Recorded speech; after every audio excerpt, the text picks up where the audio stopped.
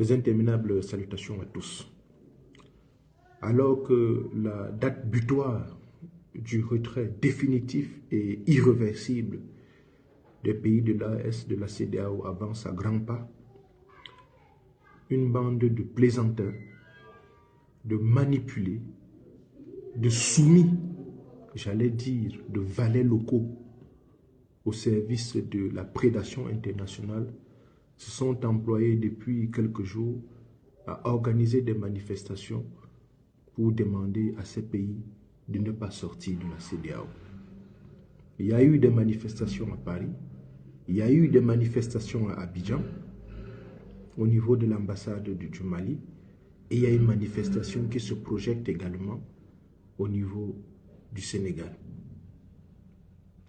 Toute cette manifestation organisée par la France vise à une seule chose, à créer la discorde entre les pays au niveau de l'Afrique de l'Ouest pour préserver ses intérêts stratégiques dans l'exploitation des ressources. Parce qu'elle a été habituée à ça. Elle ne sait pas faire mieux que ça. Donc, il y a eu des manifestations à Paris. Il y a eu des manifestations en Côte d'Ivoire.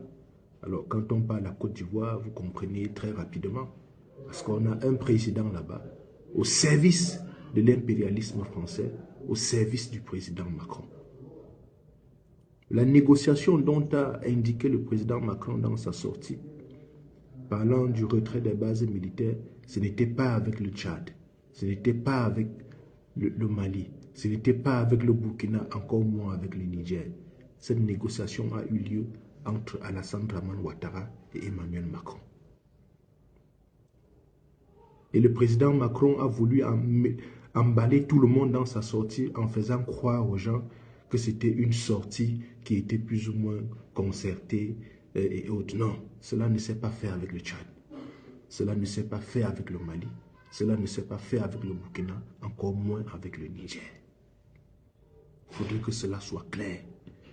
Donc vous comprenez très bien que le choix de cette manifestation qui a été organisée au niveau de la Côte d'Ivoire par des plaisantins, comme je vous ai dit, au service de l'impérialisme français, montre très bien cette proximité qu'il y a entre la Côte d'Ivoire, j'allais dire, entre le président Alassane Dramane Ouattara et la France d'Emmanuel Macron.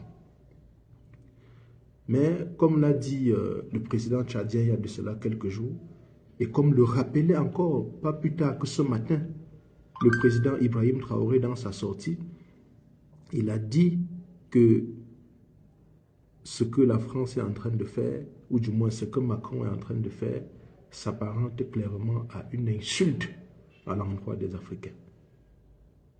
Un peu plus tôt, le président tchadien disait que Emmanuel Macron se trompe d'époque. Effectivement, il se trompe d'époque. S'il pense que par cette méthode ancienne-là, il parviendra à rallier un certain nombre d'Africains, parce que, voyez-vous, la stratégie de financement des terroristes, de soutien des terroristes ne marche plus. L'AES a tout quadrillé et est en train de tout mettre en œuvre pour mettre hors d'état de nuire les terroristes dans cet espace-là. C'est la raison pour laquelle ils sont en train de se déployer dans des pays voisins, notamment au Bénin. Vous avez vu ce qui s'est passé là-bas. Et donc, cette stratégie de la France ne marche plus et elle ne marchera plus. Elle peut se battre comme elle est en train de le faire actuellement avec des plaisantins en organisant des manifestations dans des petits coins, des histoires comme ça de moins de 10 personnes pour faire croire que les Africains seraient mécontents du retrait de l'AES de la CEDEAO. Il n'en est rien. Et cette pratique ne marchera plus. Et c'est où je rejoins le président Mahamat Idriss Déby Itno, ou du moins le maréchal Mahamat Idriss Déby Itno, en disant clairement, en le soutenant dans sa position, dans sa thèse, que le président Emmanuel Macron se trompe d'époque. L'ère du vaisseau est arrivée. Tout ce qui était caché aujourd'hui tout le monde connaît. Tout le monde connaît. Donc, vivement que la France essaye de se ressaisir. Que la France essaye de se ressaisir. Les activités qu'elle essaye d'organiser au niveau de l'Afrique de l'Ouest pour mettre en difficulté les pays de l'AES et créer de la discorde entre un certain nombre de pays ne marchera plus. Et nous sommes aux aguets, nous veillerons à ça. Que la conscientisation continue, que l'information arrive au niveau des masses populaires et qu'ils prennent conscience de ce que l'avenir du monde moderne se joue en Afrique. Et le déclic de la souveraineté de l'Afrique partira de l'AES. C'est pour ça que le combat que sont en train de mener le capitaine Ibrahim Traoré, le général Abdourahmane Tiani, le général Assimi Goïta sont des combats à soutenir. Et nous saluons le Tchad dans cette nouvelle dynamique et nous invitons le Tchad à rejoindre l'AES si cela était possible. Faites passer le message.